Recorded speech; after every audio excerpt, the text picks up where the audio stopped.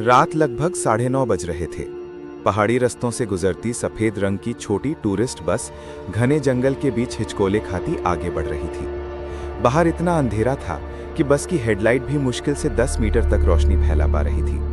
मौसम अजीब था, एक अजीब सी ठंडी हवा, जैसे कोई धीमी फुसफुसाहट अपने साथ ले जा रही हो। बस में 14 लड़कियां थीं, inter college volleyball team, 2 coach, 1 driver, 1 conductor. सभी अगले दिन होने वाले स्टेट चैंपियनशिप के लिए मंडलपुर जा रहे थे। बस के अंदर माहौल हल्का था, लेकिन एक दबी हुई बेचैनी भी थी जिसे कोई समझ नहीं पा रहा था। सीट नंबर 12 पर बैठी नेहा अचानक आगे झुकी। यार, मुझे बाथरूम जाना है, उसने धीरे से कहा। उसके बगल में बैठी मीरा ने मुंह बिचकाया। मुझे भी जाना है, बहुत देर हो गई, सर को बोलते हैं। दोनों उठकर आगे गईं। सर, बस जरा रोक दीजिए, इमरजेंसी है। कोच श्रीवास्तव ने ड्राइवर को इशारा किया। ड्राइवर ने बस को सड़क के किनारे रोक दिया। दोनों लड़कियां उतरीं। पहले उन्हें लगा पास में कहीं ढाबा होगा, पर सामने सिर्फ घुप अंधेरा था। बस की लाइट बंद होते ही चारों ओर जैसे अंधेरे का समुद्र उमड़ आया। उधर चल, बस के पास अच्छा नहीं लग रहा, मीरा ने कहा। दोनों पेड़ों के बीच चली गईं। कुछ दूर जाकर नेहा रुक गई। मीरा थोड़ी और अंदर चली गई। नेहा जैसे ही बैठने लगी, अचानक उसके कानों के पास ठंडी हवा का झोंका तेजी से आया। वो ठिठक गई। पेड़ों के बीच अंधेरे में उसे किसी के चलने जैसी आवाजें सुनाई देने लगी। टुक टुक टुक, सूखी पत्तियों पर वजन पड़ने की आवाज। मीरा, नेहा ने आवाज लगाई। कोई जवाब नहीं। फिर आवाज आई, एकदम पास से, नेहा। नेहा का दिल जोर से धड़कने लगा। उसने मुड़कर देखा, पर सामने सिर्फ अंधेरा था। बस की लाइट अब नजर भी नहीं आ रही थी। उधर मीरा पेड़ों के बीच झुककर खड़ी थी। तभी अचानक किसी ने उसके कंधे पर हाथ रखा। मीरा चौंक कर मुड़ी। कोई नहीं था। एकाएक उसके कान में फुसफुसाहट गूंजी। रुको, मत जाओ। मीरा चिल्लाने ही वाली थी कि पीछे से नेहा भागती हुई आ गई। चल चल, बस की तरफ, अभी। दोनों जैसे तैसे भागती हुई बस तक पहुंची। ड्राइवर चिल्लाया, कार रह गई थी, यह नक्सल एरिया है, जल्दी बैठो। वे बस में चढ़ गईं, हांफती हुई। लेकिन किसी ने नोटिस नहीं किया कि नेहा का चेहरा बिल्कुल सफेद पड़ चुका था और मीरा की आंखें बार बार उसी जंगल की ओर घूम जा रही थी। बस फिर चल पड़ी। सभी पीछे मुड़कर देखने लगे कि नेहा मीरा इतनी डरी क्यों है। उन्हें कुछ समझ नहीं आ रहा था। 15 मिनट बाद बस एक छोटे ढाबे पर रुक गई, रात का खाना खाने के लिए। सब लड़कियां उतर गईं। कोच ने कहा, सब जल्दी खा लो, देर हो रही है, कोई दूर मत जाना। सब लाइन में खड़ी थीं। तभी पता चला, टीम की सबसे शांत लड़की आर्या कहीं नजर नहीं आ रही थी। कोच ने सख्त आवाज में पूछा, आर्या कहाँ है? तुम दोनों पहले उतरी थी, तुमने देखा उसे? नेहा और मीरा दोनों ने सिर हिलाया।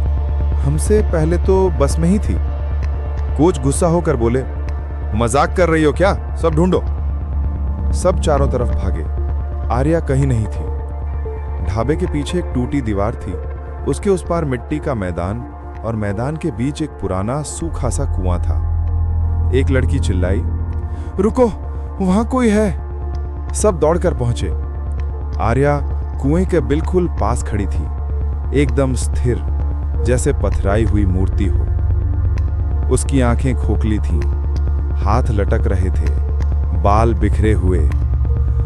आर्या, सबने उसे हिलाया, पर उसने कोई प्रतिक्रिया नहीं दी। कुछ सेकंड बाद वह धीरे से बोली, अंदर कोई है। कोच डर गए। क्या बकवास है, चलो यहां से। लेकिन तभी आर्या के पीछे कुएं के अंदर से आवाज आई, आर्या। स्पष्ट, धीमी, पर बिल्कुल साफ। सबके होश उड़ गए। कोच ने तुरंत आर्या को खींचा और वापस बस तक लेकर दौड़े। बस में पहुंचते ही आर्या अचानक बेहोश होकर गिर पड़ी। उसकी सांसें भारी थीं, जैसे कोई अंदर से लड़ रहा हो। डॉक्टर को कॉल किया गया और बस आगे बढ़ाई गई। आर्या को पीछे की सीट पर लिटाया गया। मीरा उसके पास बैठी थी। अचानक आर्या की आंखें खुली, लेकिन अब उनकी पुतलियां फैल चुकी थीं। उसकी आवाज बदल चुकी थी। वो धीमे से बोली, उसे मुझसे अलग मत करो, वो मेरा इंतजार कर रहा था। मीरा घबरा गई। कौन कौन इंतजार कर रहा था? आर्या बोली, वो जो पेड़ों के पीछे खड़ा था। बस के अंदर सन्नाटा छा गया। कंडक्टर डर कर चिल्लाया, सर, इसे तुरंत अस्पताल ले चलिए, ये लड़की ठीक नहीं है। कोच ने उसकी नब्ज छुई। तेज बुखार, पर शरीर ठंडा जैसे बर्फ। बस जैसे ही अगले शहर पहुंची, छोटा सा क्लिनिक मिला। डॉक्टर ने चेकअप किया और कहा, ये लड़की काफी दिनों से बीमार है, बुखार पुराना है। कोच चौंक गए। नहीं सर, ये पूरी तरह फिट एथलीट है, कभी बीमार नहीं होती। डॉक्टर ने गंभीर होकर जवाब दिया, नहीं, शरीर की बनावट बता रही है कि महीनों से ये कमजोरी झेल रही है और इसकी आंखों में ये लाल नसें चिंता का विषय है। उसे इंजेक्शन दिया गया। कुछ देर बाद बुखार थोड़ा कम हुआ। टीम एक लॉज में रुक गई। लड़कियां थकी हुई थीं, सोने चली गई, पर आर्या जाग रही थी। सब शांत था। तभी टप टप टप, खिड़की पर कुछ गिरा। मीरा उठी। बाहर अंधेरा था। उसने टॉर्च चमकाई। कुछ नहीं दिखा। उधर आर्या धीरे धीरे करवट लेकर मुड़ी। उसके होंठ हिल रहे थे। मीरा पास गई। आर्या, दवाई पी ले। आर्या अचानक फुसफुसाई, वो बाहर है। मीरा चौंक गई। कौन? आर्या ने खिड़की की तरफ इशारा किया और एकदम ठंडे स्वर में बोली, वो जिसे तुमने जंगल में आवाज लगाई थी। मीरा के हाथ से टॉर्च गिर गई। उसने तो किसी को नहीं बुलाया था। आर्या ने फिर कहा, वो तुम्हें भी पहचानता है। अगली सुबह सब नाश्ता करने नीचे आए। आर्या भी आई, लेकिन जैसे ही खाना परोसा गया, उसने एकदम अजीब तरह से खाना शुरू किया, बिना रुके, तेजी से, जैसे कोई भूखा जानवर हो। 15 लोगों का खाना अकेले खा गई। लड़कियां सहम कर उसे देख रही थीं। कोच ने धीरे से कहा, ये लड़की वैसी नहीं रही, कुछ गड़बड़ है। आर्या खाना खाते खाते रुक गई। धीरे से बोली, मेरे साथ मत चलो, कोई मेरे अंदर है। यह सुनकर सब सन्न। किसी को समझ नहीं आ रहा था कि अब क्या किया जाए। टीम ने उसे दूसरे डॉक्टर के पास ले जाने का फैसला किया। डॉक्टर ने कई टेस्ट किए और कहा, इससे कोई शारीरिक बीमारी नहीं, लेकिन इसके शरीर पर अजीब स्क्रैचेस हैं, मानो किसी ने नाखूनों से खींचे हों। कोच चौंके। लड़की को कोई छू भी नहीं सकता, ये निशान कैसे आए? डॉक्टर ने सिर हिलाया। कोई मेडिकल स्पष्टीकरण नहीं है। दवाई दी गई। आर्या चुप थी, जैसे किसी और दुनिया में हो। रात। टीम सो रही थी। अचानक आर्या की चीख पूरे लॉज में गूंज उठी। लड़कियां भागकर उसके कमरे में पहुंची। वो जमीन पर बैठी थी। गर्दन एक अजीब एंगल पर थी। बाल चेहरे पर बिखरे हुए थे। आंखें ऊपर की तरफ घूम चुकी थीं और वो किसी अजीब अज्ञात भाषा में बोल रही थी। हा त्रा विस रा रा। उसकी आवाज लड़कों जैसी भारी हो चुकी थी। मीरा बोली, आर्या सुन। आर्या ने उसकी तरफ देखा, धीरे धीरे मुस्कुराई, एक अनजानी कमकपाती मुस्कान। फिर बोली, तूने जंगल में उसे देखा, उसने भी तुझे देखा। मीरा पीछे हट गई। आर्या अचानक खड़ी हो गई, मानो उसके शरीर पर किसी और का कंट्रोल हो। फिर उसने एकदम गहरी आवाज में कहा, वो तुम्हें ले जाएगा, और हंसने लगी, तेज, डरावनी, गूंजती हंसी। खोज घबरा कर बोले, बस अब ये खेल नहीं है, हमें किसी लोकल मदद की जरूरत है।